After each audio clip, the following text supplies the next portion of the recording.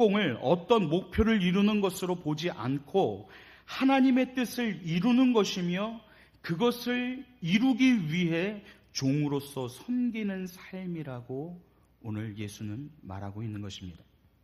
오늘 본문의 배경을 한번 살펴볼까요? 이제 마지막으로 이 땅에 오신 목적을 이루고자 주님은 예루살렘으로 가는 그 노정에서 제자들과 담론하는 중에 두 가지의 무리로 나뉘어졌습니다. 그 중에 하나가 인사청탁하는 무리였습니다. 자, 그들은 오늘 본문 그 전에 보면 35절, 37절에 나와 있는데요. 우리 같이 한번 35절, 37절까지 같이 한번 읽어볼까요? 시작! 세베대의 아들 야고보와 요한이 주께 나와 여짜오되 선생님이여 무엇이든지 우리가 구하는 바를 우리에게 주시기를 원하옵나이다. 이르시되 너희에게 무엇을 하여 주기를 원하느냐? 여짜오되 주의 영광 중에서 우리를 하나는 주의 우편에 하나는 좌편에 앉게 하여 주옵소서. 오늘 뭐라고 얘기합니까? 예수에게서 가장 사랑하던 제자들 가운데의 두 사람, 오늘 그 두 사람이 야고보와 요한인데, 이 야고보와 요한이 자기들을 예수님과 가장 가까운 자리, 권력의 핵심부, 즉 높은 자리에 앉게 해달라고 했습니다. 보통은요, 다른 사람들이 이 사람 훌륭합니다 라고 이렇게 추천을 해야 될 텐데, 오늘 야고보와 요한은 자기들을 스스로 추천합니다. 자천하는 거죠. 나 좀 써주세요 하고 나선 것입니다. 사람들에게 이 모습은 방자하고 뻔뻔스럽게 보였습니다. 예루살렘에 가면 이제 예수님이 이제 왕이 될 텐데 빨리 선수치지 않으면 다른 사람한테 놓칠 것이라고 하는 생각에 오늘 이 조급한 마음으로 오늘 야고보와 요한이 예수님께 청탁을 한 것입니다. 그러나 예수님은 이미 여러 번 예루살렘에 내가 가면 내가 어떻게 될 것이다 라고 말씀하셨어요. 그 내용이 32절과 34절에 나옵니다. 같이 한번 읽어볼까요? 시작! 예루살렘으로 올라가는 길에 예수께서 그들 앞에 서서 가시는데 그들이 놀라고 따르는 자들은 두려워하더라. 이에 다시 12 제자를 데리시고 자기가 당할 일을 말씀하여 이르시되 보라, 우리가 예루살렘에 올라가노니 인자가 대제사장들과 서기관들에게 넘겨지매 그들이 죽이기로 결의하고 이방인들에게 넘겨주겠고 그들은 능욕하고 침뱉으며 채찍질하고 죽일 것이나 그는 3일 만에 살아나리라 하시니라. 오늘 이제 예루살렘에 들어가면 대제사장과 서기관들에게 잡히게 될 것이고 또 이방인들에게 넘겨지고 모욕을 당하며 이제 채찍질을 당하고 십자가에 죽임을 당하는 이 고난을 당하게 될 것이다 라고 말하는 것입니다. 그리고 이제 3일 후에 부활하게 될 것이다 라고 예수님은 말씀하시는 겁니다. 예수님은 이런 말씀을 처음 하는 것이 아니었습니다. 벌써 2번이나 거듭 말했고 이제 오늘 이곳에서 3번째 얘기하는 겁니다. 여러분, 이만큼 얘기했으면 알아들을 만도 한데 사람이 자기 생각에 가득 차 있으면요 다른 말이 들어오지 않습니다. 그런 것처럼 오늘 야고보와 요한의 마음에는 이미 그의 마음에는 출세하고 높은 자리에 올라가 큰 권력을 가지는 것을 바라고 있었던 것이지요. 그래서 제자이지만 성공을 향한 욕망에 예수님이 뭐라고 말씀하시건 그건 하나도 안 들리는 것이었어요. 오히려 야고보와 요한은 욕망에 빠져 자기들은 충분히 그렇게 높은 자리에 올라갈 자격이 있고 또 권력이 있다는 일에만, 그 생각에만 골몰했던 것입니다. 왜냐고요? 일찍이 예수님의 부름을 쫓았었기 때문이었습니다. 자, 이 야고보와 요한, 그들은 이 베드로 형제 안드레와 함께 그 갈릴리 어부 출신이었거든요. 그들은요 배도 버리고 그들이 생업으로 삼았던 그 모든 그물도 내어버리고 가족도 일꾼도 모두 포기하고 전적으로 희생하며 예수님을 따랐거든요. 지금 그들에게 남아있는 것은 아무것도 없습니다.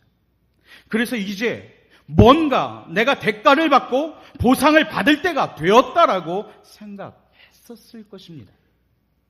12명의 제자 중에 이 안드레, 야고보, 요한 이 세 제자가 늘 가까이에 있었습니다. 그러기에 야고보와 요한은 자기들이야말로 가장 핵심적인 자리에 들어가는 것에 대해서 오늘 자격이 있는 사람이라고 생각을 했고, 또 핵심적인 자리를 차지하는 것이 그들의 생각에는 성공이라고 생각했던 것입니다.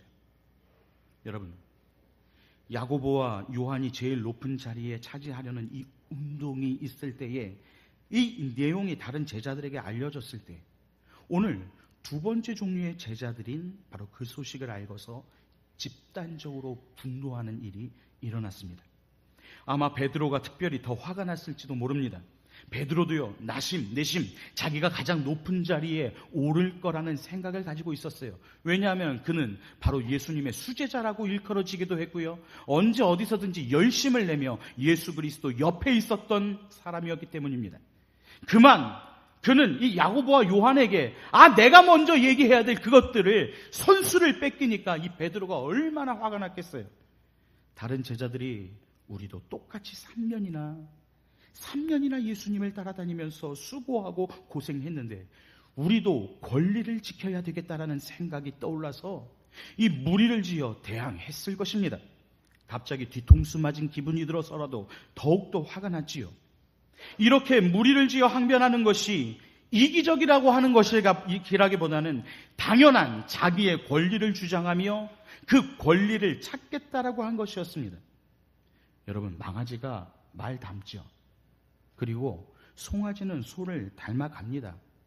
그렇듯이 하나님의 자녀는요, 예수를 따라 예수에게 배우고 예수님을 본받아서 닮아야 되는데, 오늘 이 예수님을 따라다닌 이유가 자기의 목적을 이루려는 그 성공을 위해서 인사청탁하는 자리를 확보하거나 또는 무리를 지어 자기 권리를 주장하는 것이다라고 생각하는 일들이 오늘 이 제자들에게 일어난 것입니다. 이러한 일들을 세상 사람들이 세상 권력자들에게 하는 것을 지금 흉내내고 있는 것이에요. 대체로 사람들은요, 더 많이 자기 권리를 주장하고 더 많이 자기 권리를 늘려나가는 것이 자기의 뜻을 이루는 성공으로 삼습니다. 그래서 더 높은 자리에 오르고 더 중요한 자리를 차지하려고 합니다. 그리고 그 권력을 휘둘러서 다른 사람을 억압하고 누리는 그런 일들도 한다는 거죠. 마치 나는 그런 사람 자격이 돼. 그래서 나는 아주 위에 있는 사람으로서 모든 사람들을 위해 군림하려고 하죠. 요 근래 한참 문제가 되었던 그 땅콩 회항 사건, 아주 슈퍼 갑질을 보여주는 것이었죠. 예수님의 제자들이 예수 따라다니면서 예수 닮지 않고 오히려 세상 권력자들을 닮으려는 그러한 사람들 방식에 그만 이 제자들이 오염되어 버리고 만 것입니다. 바이러스는요, 생물이 사람이나 짐승의 생명체에 이 감염해 여러 가지 질병을 일으킵니다. 저도 지금 계속 기침을 하고 있는데요, 이 바이러스성으로 지금 한 달 이상 고생하고 있는 것 같아요. 다 나은 것 같은데도 어느 순간에 이 툭 튀어나오는 것, 제가 그래도 감사한 게 말씀 전하면서 그래도 기침을 안 하고 있는데요, 굉장히 좀 신경을 쓰고 있거든요. 그런데 이 바이러스라고 하는 것이 이렇게 굉장히 아주 힘들어요. 여러분, 심지어 컴퓨터에도요, 바이러스라는 것이 있어서 이 바이러스가 컴퓨터를 감염시키면 이 컴퓨터의 시스템을 통해 감염되면 여러 가지 부작용으로 작동을 마비시키고 심지어 자기 멋대로 움직이게 됩니다. 이와 같이 사람의 마음을 따라 전파되고 감염시키는 마인드 바이러스라는 것이 있습니다. 자, 그것은 바로 밈이라는 용어를 사용하는데요, 영국의 생물학자 리처드라는 분이 소개했습니다. 마음의 바이러스, 즉 마인드 바이러스가 있다는 것이에요. 물론 긍정적인 역할을 하는 것도 있지만 이 바이러스 가운데에 전염병을 옮기는 해로운 바이러스와 같이 아주 부정적인 역할을 하는 것이 있습니다. 여러분, 사과 상자에 사과 한 개가 썩어 있으면요, 곧 얼마 안 있어서 다른 사과들을 상하게 하는 것과 같습니다. 여러분, 귤박스, 여러분 지난 겨울에 귤을 많이 드셨을 거예요. 이 귤도요, 하나가 문드러지고 약간 좀 그러면 이게 금세 다른 귤에 옮겨 퍼집니다. 이처럼 예수님의 제자들이 세상적인 마인드 바이러스에 감염되어 버리고 말았습니다. 세상적인 권력욕, 출세욕, 이기적인 자기의 권리 주장, 이런 것들에 완전히 감염되어 버리고 말았던 것입니다. 야고보와 요한이 감염이 되더니 이제 그것이 다른 10 제자에게 한꺼번에 감염이 되어서 그 안에서 분쟁이 일어나게 되었습니다. 예수님의 제자로서 예수님을 따라 예수님을 배우고 예수를 닮아가야 할 사람들이 이 세상 바이러스에 감염이 되어 시기와 질투로 뒤범벅이 되어버리고 말았습니다. 여러분, 예수님이 어떤 분이십니까? 예수님은 온 우주 만물의 왕이신 하나님의 아들이십니다. 아멘이시지요? 그는 하나님께서 하늘과 땅의 모든 권세를 주신 놀라운 권세와 능력을 가지신 분이십니다. 예수님은 얼마든지 자기의 큰 권리와 권력을 주장하고 자기의 권리를 행사할 자격과 능력이 있으신 분이십니다. 그러나 그는 자기의 권력과 권리를 행사하지 않으셨습니다. 그리고는 낮고 천한 모습으로 인간들 가운데 오셔서 인간을 철저히 섬기셨습니다. 빌립보서 2장 5절 이하에 보면 너희 안에 이 마음을 품으라 곧 그리스도 예수의 마음이니 그는 근본 하나님의 본체시나 하나님과 동등될 것으로 취하지 아니하시고 오히려 자기를 비워 종의 형체를 가지사 십자가에 죽으셨다, 이렇게 말씀합니다. 이것을요, 신학적인 용어로 예수 그리스도의 성육신 사건입니다. 즉 하나님이신 그 하나님이 사람의 몸을 입고 이 땅에 아들의 모습으로 내려오신 그 사건, 단지 인간의 가죽만 입으신 것이 아니라 하나님이 사람이 되셨어요. 그래서 그 하나님이 사람이 되신 놀라운 사건이 바로 성육신의 사건입니다. 그저 사람의 몸을 입으신 것이 아니라 그는 아기 예수의 모습으로 이 땅에 오셔서 그는 그의 근본 하나님의 본체를 포기하시고 이 땅에 내려오셔서 십자가에 죽으시기까지 우리를 사랑하셨습니다. 그리고 우리를 섬겨주셨어요. 그 예수님이 이 땅에 내려오셔서 십자가에 돌아가신 사건을 그리스도의 극치라고 말합니다. 즉 하나님께서 낮아지실 대로 낮아지신 그 사건을 이야기하는 것이죠. 그리고는 낮고 천한 자리, 겸손한 자리에서 오늘 예수님은 사람들을 섬기셨어요. 45절에서 예수님은 자신의 생애의 목적이 인간을 철저히 섬기는 것이다라고 말하고 있습니다.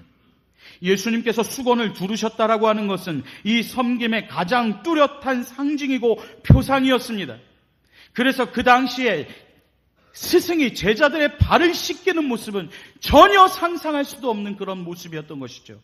예수님께서는 그런 정도로만 그친 것이 아니라 더 나아가서 십자가에 자기의 생명을 내어놓으심으로 죄인들의 대속물로 내놓아서기까지 사람들을 섬기셨습니다. 대단한 권리와 주장을 하실 수 있는 분이심에도 불구하고 그 모든 것들을 다 포기하며 다 내버리셨던 겁니다. 그리고 낮고 천한 자리, 겸손한 자리에서 우리 사람들을 섬기셨습니다. 자기 목숨을 내놓기까지 섬기신 것입니다. 하나님 나라에서 으뜸되는 자리는요, 세상의 자리와는 다릅니다. 높은 자리를 청탁하며 자기의 권리를 주장하는 이 제자들에게 하나님 나라에서 성공적인 뜻을 이루는 삶은 많은 희생과 고난을 당하는 것입니다. 이것을 좀 더 자세히 말한다면 섬기는 것은 타인에 대해서 배려하는 마음을 품는 것입니다. 하나님 나라에서의 큰 사람, 으뜸되는 사람이라는 것은 섬김으로 남을 배려하는 마음과 삶을 추구하는 것이 바로 하나님 나라에서의 큰 사람이요, 으뜸되는 사람이라는 것입니다. 저는요, 지금 이 시간부터라도 우리 모두가 섬기는 훈련이 필요하다라고 생각합니다. 우리 교회 늘사랑교회 성도들은 하나님 나라와 이 조국 교회의 미래들이십니다. 믿으십니까? 여러분, 한국교회 그러면서 비판은 많이 했지만 정작 그 한국교회가 나 자신이라고 하는 사실을 우리는 꼭 기억해야 합니다. 그렇기 때문에 저와 여러분들은 모두 한국교회, 우리 조국교회의 미래들이라는 겁니다. 그러면 여기서부터 우리는 섬기는 훈련, 즉 남을 배려하는 습관, 습관을 길들여야 합니다. 지금 이 안에서부터, 아주 작은 일에서부터 섬기고 다른 사람을 존중하고 배려하고 양보하고 이렇게 하는 일들을 훈련하고 심지어 연습해 볼 필요가 있다는 겁니다. 먼저 여러분들 이 예배당 본당에 들어오실 때, 이 예배실에 들어오면 가운데 자리, 여러분들 지금 가운데 자리 여기 꽉 차 있으신데요, 보통 보면 가운데 자리들이 많이 비어 있거든요. 이 가운데 자리에 앉으면 좀 자유스러워 보이지 않습니다. 예배가 끝나도 가운데에 앉으면 일찍 나가지도 못합니다. 그렇죠? 남들 다 나갈 때까지 기다리고 있어야 합니다. 그러나 남을 배려하는, 남을 섬기는 일의 시작은 아주 작은 일에서부터 시작하는 겁니다. 배려하는 일이 바로 섬기는 일이에요. 여러분, 현관문을 열 때에도 내가 열었지만 먼저 들어가시지요 라고 말하는 것이 섬기는 것입니다. 여러분, 이 들어갈 때 뭐 남들 안 들어가더라도, 내가 먼저 들어가더라도 뒤에 오시는 분이 따라 들어오면 이 문을 잡고 잠깐 버텨주는 거, 이게 배려라는 거예요. 저는요, 언젠가 한번 딱 들어갔는데 누가 한 번 들어갔어요. 근데 저는 들어갈 줄 알았는데 문이 갑자기 휙 하면서 저게 나한테 오는 거예요.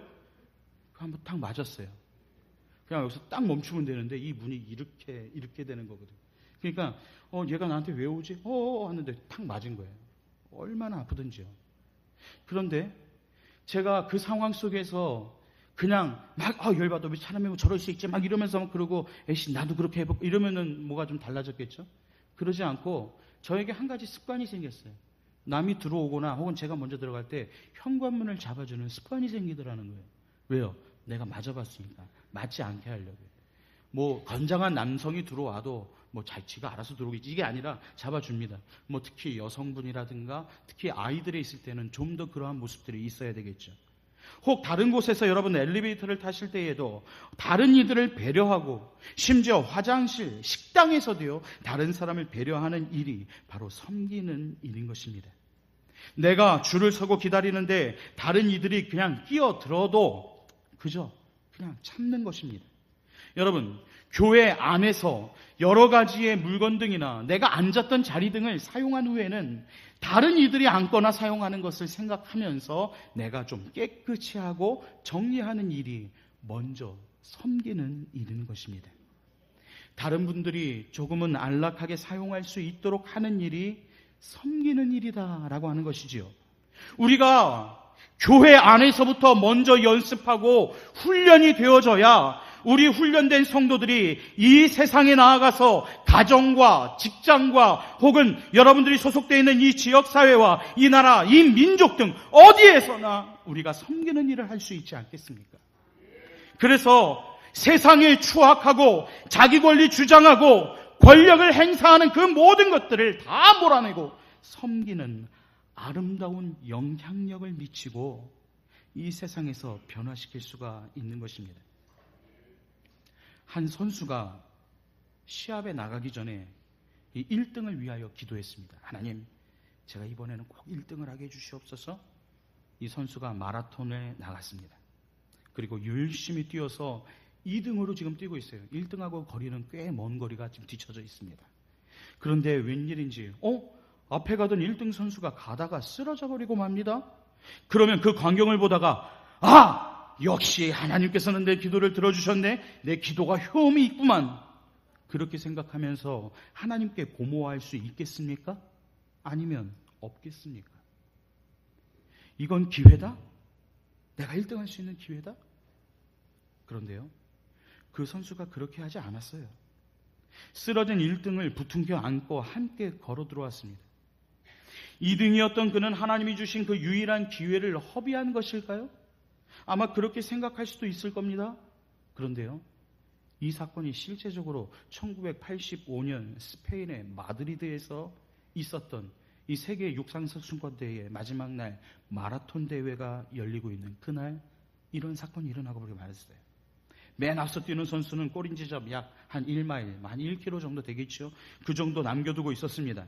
관람객들 모두가 다 틀림없이 지금 선두로 들어오는 저 사람이 1등을 하게 될 것이다 라고 생각을 했어요. 그런데 갑자기 다리를 쩔룩거리기 시작을 하더니 얼굴이 갑자기 일그러집니다. 그리고 기우뚱기우뚱합니다. 갑자기 다리에 쥐가 난 거예요. 쓰러질 듯 비틀비틀거리면서 겨우겨우 앞을 향해서 나가고 있는데요. 한참 뒤에 떨어져서 따라오던 그 2등이 그 광경을 보더니 뛰어와서 그의 두 손을 잡아 세우면서요, 어깨 동무를 했습니다.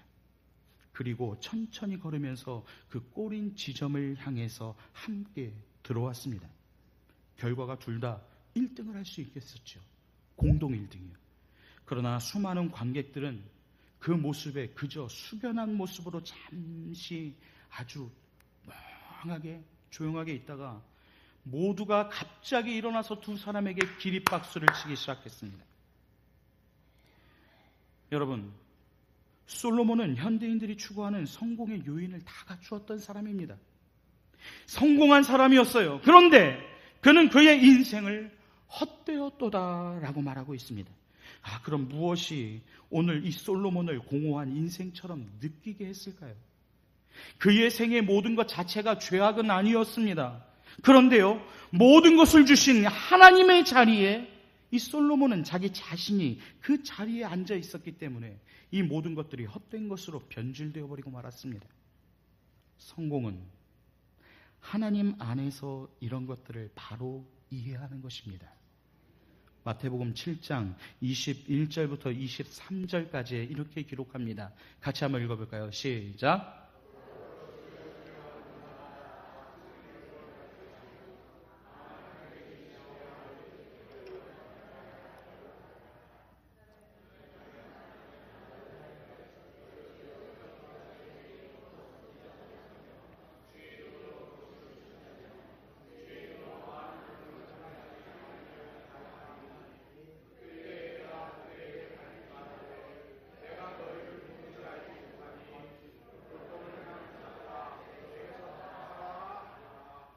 오늘 이 9절 말씀을 표준 세번역이라고 하는 성경에서는 이렇게 표현합니다.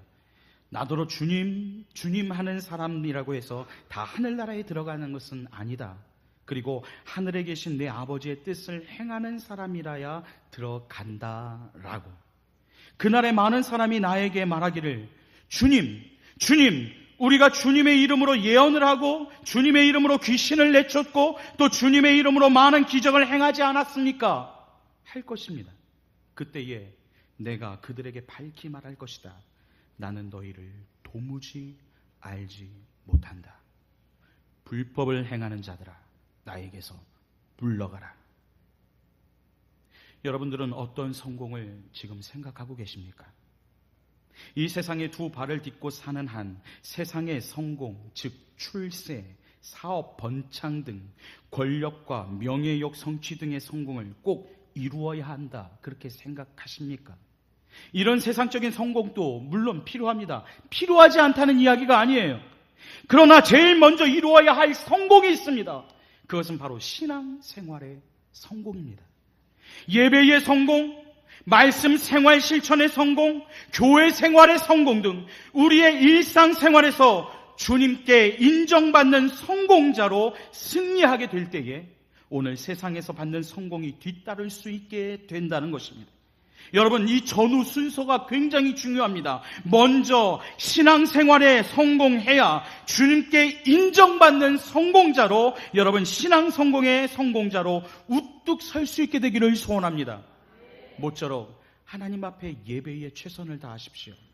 그리고 언제나 하나님께서 기뻐하시는 일이 무엇일까? 예수님이라면 지금 이 상황 속에서 어떻게 하실까를 늘 생각하며 오늘 하나님 앞에 내 자신을 내어놓고 오늘 그 주님의 영이 오늘 우리 가운데 역사할 수 있도록 내 자신의 모든 것을 열어놓는 것이 필요합니다.